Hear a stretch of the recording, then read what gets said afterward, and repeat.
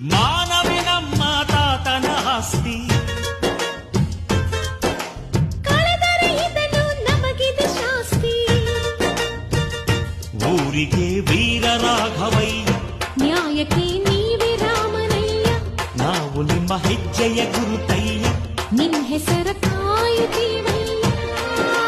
ಹಿರಿಯರು ಮಾಡಿದ ಪುಣ್ಯದಲ್ಲಿ, ಕಿರಿಯರು ಉಳಿವರು ಲೋಕದಲ್ಲಿ ಎನ್ನುವ ನುಡಿಯೇ ನಿಜವಂತೆ.